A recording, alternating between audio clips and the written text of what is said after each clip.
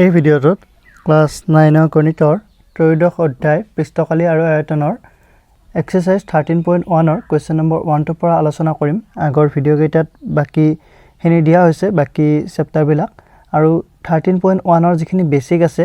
সূত্ৰকেইটা আমি কেনেকৈ পাইছোঁ সেইখিনি মই বুজাই দিছোঁ ধুনীয়াকৈ। তোমালোকে সেই ভিডিঅ'টো চাই ল'বা, ইয়াত মই লিংকটো দি দিম। এতিয়া 1 নম্বৰটো আছে 1.5 মিটাৰ দৈৰ্ঘ্য, 1.25 মিটাৰ প্ৰস্থ আৰু 65 সেন্টিমিটাৰ গভীৰতাৰ এটা প্লাষ্টিকৰ বাকচ সাজিব লাগে। ইয়াৰ উপৰিভাগ খোলা প্লাষ্টিকৰ বেডটোক উপেক্ষা কৰি তলৰ কথাকেইটা নিৰ্ণয় কৰা।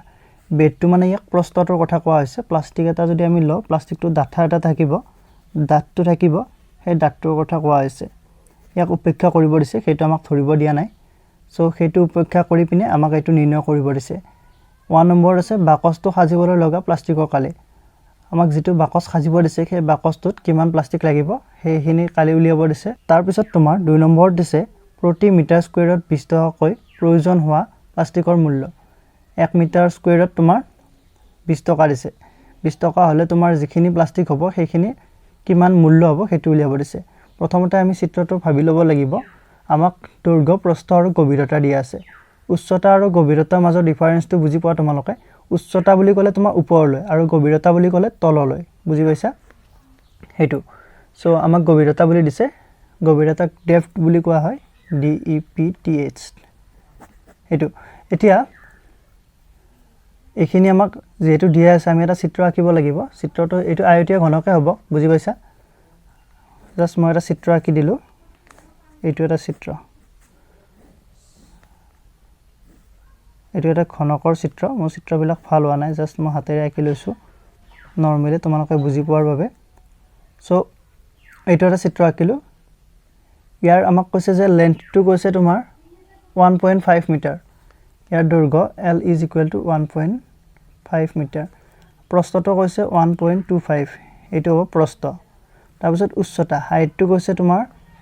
হাইটটো আমাক দিছে তোমাৰ 65 সেন্টিমিটাৰ। 65 সেন্টিমিটাৰক আমি এতিয়া মিটাৰলৈ কনভাৰ্ট কৰি ল'ম। ইয়াত তোমালোকে সেন্টিমিটাৰ আৰু মিটাৰবিলাক ভালদৰে চাই ল'বা, কাৰণ ইয়াত যদি তোমালোকে 65 টো মিটাৰ বুলি দি দিয়া তেতিয়াহ'লে গোটেই কুৱেশ্যনটো ভুল হৈ যাব, কাৰণ আমাক কুৱেশ্যনটোত 65 সেন্টিমিটাৰ বুলি দিয়া আছে। সো তোমালোকে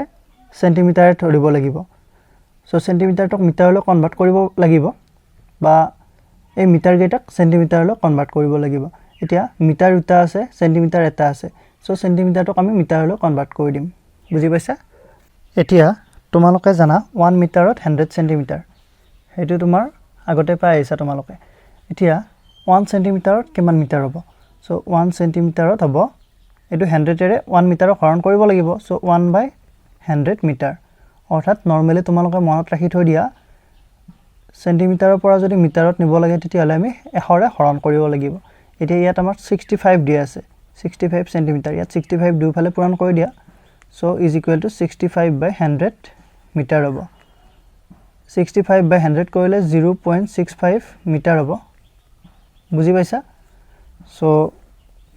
আমি যদি এইটো কনভাৰ্ট কৰি লওঁ 65 সেন্টিমিটাৰটো, সেইটো হ'ব 0.65 মিটাৰ। এইটো আমি গভীৰতাটো পাই গ'লোঁ। এতিয়া আমি দিশ, প্ৰস্থ, গভীৰতা গোটেইখিনি পালোঁ। আমি দিয়া থকাবিলাক লিখি লওঁ যে যিখিনি আমাক দিয়া আছিলে। সো দিয়া আছে গিভেন, আমাক দিছে প্লাষ্টিকৰ বাকচটোৰ, প্লাষ্টিকৰ বাকচৰ দিশ, এইটো হৈছে তোমাৰ 1.5 মিটাৰ। প্ৰস্থ = প্ৰস্থটোক আমি দিশটো L, প্ৰস্থটো B = প্ৰস্থটোক বুজাইছোঁ আমি 1.25 মিটাৰ। তাৰপিছত উচ্চতা বা গভীৰতা বুলি দিছে, ইয়াত লিখি দিবা গভীৰতা, ডেপ্থ = বুজি পাইছা তোমালোকে এইটো। সো গভীৰতাটো তোমাৰ আমাক দিছে 65 সেন্টিমিটাৰ। 65 সেন্টিমিটাৰক আমি মিটাৰলৈ কনভাৰ্ট কৰিলোঁ। কনভাৰ্ট কৰোঁতে পালোঁ আমি 0.65 মিটাৰ। সো 0.65 মিটাৰ কনভাৰ্ট কৰাটো বুজি পালা তোমালোকে। সেন্টিমিটাৰ আছে, মিটাৰত নিব লাগিলে 100ৰে হৰণ কৰি দিবা, সিম্পল। আৰু মই প্ৰসেছখিনি বুজাই দিলোঁ তোমালোকক কিয় কৰিব লাগে, কাৰণ 1 metre is equal to 100 centimetre সেইখিনি বুজি পালা এতিয়া আমি দিয়া থকাখিনি লিখিলোঁ আমাক এতিয়া কালি উলিয়াব দিছে ইয়াত তোমালোকে মন কৰিবা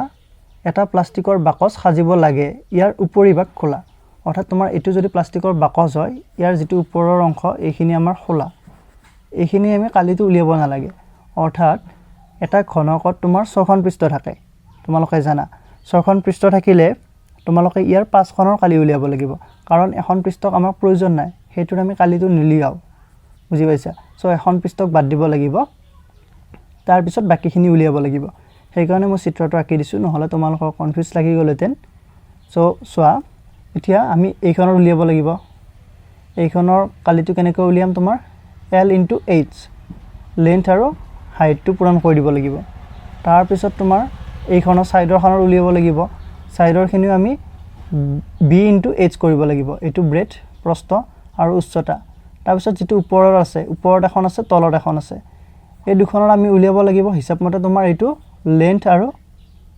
B লেন্থ আৰু প্ৰস্থটো পূৰণ কৰি পিনে উলিয়াব লাগিব কিন্তু ইয়াত দুখন নাই এখন আছে সো আমি এখন দি দিম আৰু বাকি কিখন দুখন দুখন কৰি দি দিম কাৰণ ওপৰখনৰ পিছফালে এখন আছে সেম জোখৰ সো 2 ইনটু এইটো হৈ যাব ইয়াৰ কালিটো তাৰ পিছত এই সাইডৰখনৰ তোমাৰ এইখন দেখিছা এইখন বেক সাইডত সো হেতু দুটা উলিয়াব লাগিব কিন্তু ওপৰ আৰু তলৰটো তোমাৰ এটা উলিয়ালে হ'ব আৰু হেতু জোখটো তোমালোকে পাই গলা L into B হৈছে তোমাৰ ওপৰখনৰ জোখ সো ইয়াত এটা উলিয়ালে হ'ব হেতুৱে এতেকে কালিটো উলিয়াই দিয়া সো বাকচ সাজিবলৈ লগা প্লাষ্টিকৰ কালি 1 নম্বৰ দি দিয়া এতেকে বাকচ সাজিবলৈ লগা প্লাষ্টিকৰ কালি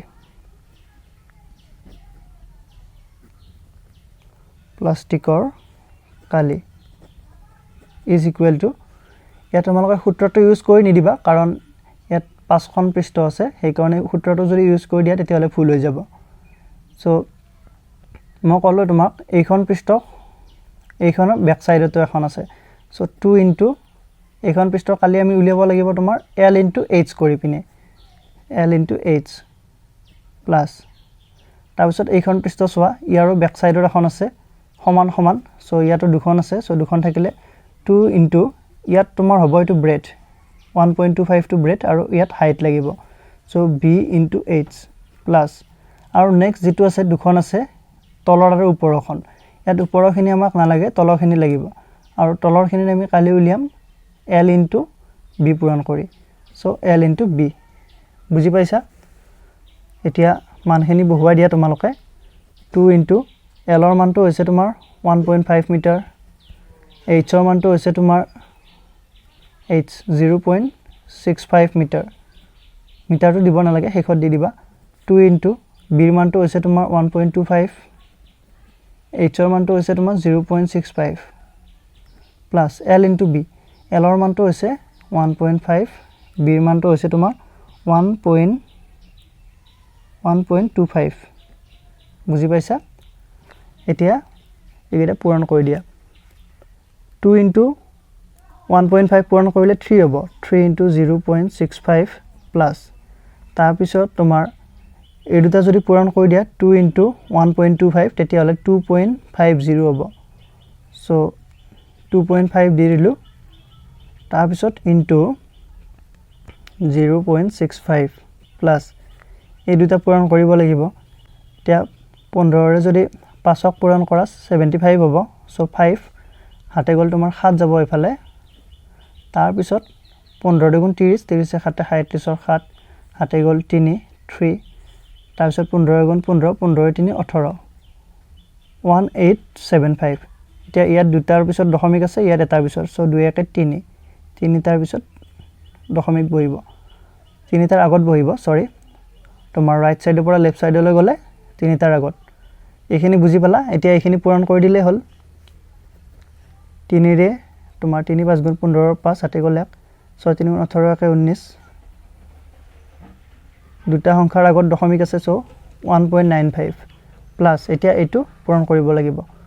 25 আৰু 5 পূৰণ কৰিলে তোমাৰ 125 হয় সো 125 ৰ 5 হ'ব 125 তাৰে 5টো বহিব আৰু 12টো থাকিব তাৰপিছত 25 আৰু 6 পূৰণ কৰিলে তোমাৰ 150 হয় সো 125 ৰ লগত আৰু 25 পূৰণ কৰিলে 150 হ'ব বুজি পাইছা 150 আৰু 12টো যোগ হৈ যাব সো 150 50 2 60 62 162 বুজি পাইছা সো দশমিক হ'ব তোমাৰ তিনিটাৰ আগত 1.625 প্লাস 1.875 ইয়াত দশমিকৰ পিছত তিনিটা অংক আছে ইয়াত দশমিকৰ পিছত তিনিটা অংক আছে সো ইয়াতো তোমালোকে এটা ইমাজিন কৰি লোৱা ইয়াত নাই এটা ইমাজিন কৰি লোৱা একে কথা তেতিয়া তোমালোকৰ যোগবিলাক কৰাত সহজ হ'ব মই জাস্ট টেকনিকটো বুজাই দিছো তোমালোকক এটা 055 সো পাছে পাছে 10 0 হাতে গ'ল 1 তাৰ পিছত ইয়াত চোৱা 5 6 7 7 7 14 14 আৰু ইফালে 1 আছিল সো 14 1 15 5 হাতে গ'ল 1 তাৰ পিছত 8 9 17 আৰু ইফালে 6 আছে সো 17 3 20 23 23 1 24 সো 24 4 হাতে গ'ল 2 1 2 3 4 5 বুজি পাইছা দশমিক তিনিটাৰ আগত আছিল সো 5.45 মিটাৰ স্কয়াৰ হ'ব বুজি পাইছা জিৰোটো পিছত থকা নথকা একে কথা এতিয়া বাকস কাজিবলৈ লগা প্লাষ্টিকৰ কালি পালো আমি 5.45 মিটাৰ স্কয়াৰ এতিয়া 2 নম্বৰটো চোৱা প্ৰতি মিটাৰ স্কয়াৰত 20 টকাকৈ প্ৰয়োজন হয় প্লাষ্টিকৰ মূল্য অৰ্থাৎ 1 মিটাৰ স্কয়াৰত খৰচ হ'ব 20 টকা এতিয়া 5.45 মিটাৰ স্কয়াৰত কিমান খৰচ হ'ব সেইটো উলিয়াব দিছে সো 2 নম্বৰ দিলো 1 মিটাৰত হোৱা খৰচ 1 মিটাৰত হ'ব তোমাৰ 20 টকা হেতু দিয়া আছে এতিয়া এতেকে 5.45 মিটাৰ স্কয়াৰত বৰ্গ মিটাৰ বুলি কৈছে সো মিটাৰ স্কয়াৰত হোৱা খৰচ পূৰণ কৰি দিলে হল 5.45 * 20 টকা 2 ৰে 2 5 গুণ 10 0 হাতে গ'ল 1 2 4 গুণ 8 1 9 2 5 গুণ 10 আৰু এটা 0 আছে সো তাৰপিছত দশমিক দুটাৰ আগত আছে 109 টকা হল বুজি পাইছা এতেকে শেষত লিখি দিবা প্লাষ্টিকৰ মূল্য 109 টকা 109 টকা বুজি পালা এতিয়া আমি 2 নম্বৰ কোৱেশ্চনটো চাও 2 নম্বৰ কোৱেশ্চনটো আছে এটা কোঠাৰ দিক প্ৰস্থ আৰু উচ্চতা ক্ৰমে 5 মিটাৰ 4 মিটাৰ আৰু 3 মিটাৰ প্ৰতি বৰ্গ মিটাৰত 7.50 টকাকৈ কোঠাটোৰ বেৰ আৰু সিলিঙত চূণ লগোৱাৰ খৰচ নিৰ্ণয় কৰা কোঠাটোত তোমাৰ চূণ দিব সো আকৌ ইয়াত ঠিক আগৰটোৰ নিচিনা সেম প্ৰসেস মই চিত্ৰটো আঁকি দিছো যাতে তোমালোকৰ কনফিউজ নহয় দেখিছা এইটো এটা চিত্ৰ এইটো এটা কোঠা বুলি ধৰি লোৱা এতিয়া এই কোঠাটোৰ তোমাৰ দিক প্ৰস্থ উচ্চতা দিয়া আছে দিকটো 5 মিটাৰ প্ৰস্থটো তোমাৰ 4 মিটাৰ আৰু উচ্চতা তোমাৰ 3 মিটাৰ হাইটটো এতিয়া গুটেটো কালি উলিয়াব লাগিব কিন্তু আমাক গুটেটো কালি নালাগে কাৰণ চোৱা আমাক কৈছে যে কোঠাটোৰ বেৰ আৰু সিলিঙত চূণ লগোৱাৰ খৰচ নিৰ্ণয় কৰা বেৰ আৰু সিলিং এতিয়া তোমালোকৰ ৰুমটোৰ কথাই ভাবা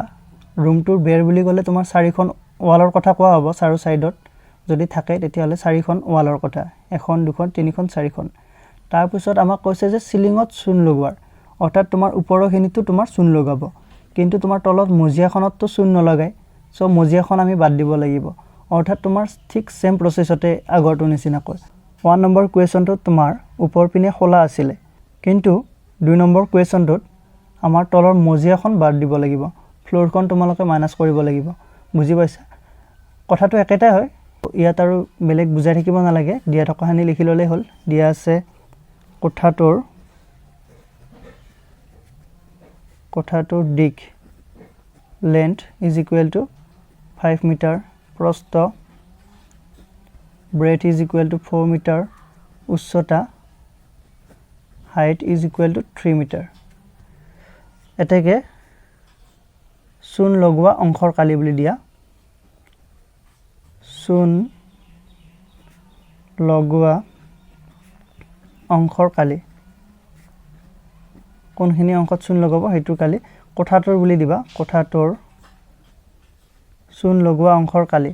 ইয়াত চোৱা আমি বেৰ কেইখনত লগাব লাগিব সো এইখন এখন বেৰ হ'ব বেৰ হলে ইয়াত তোমাৰ 2 ইনটু ইয়াত লেন্থ ইনটু হাইট হ'ব L ইনটু H প্লাছ সাইডৰ বেখনত তোমাৰ এটো প্ৰস্থ আৰু উচ্চতা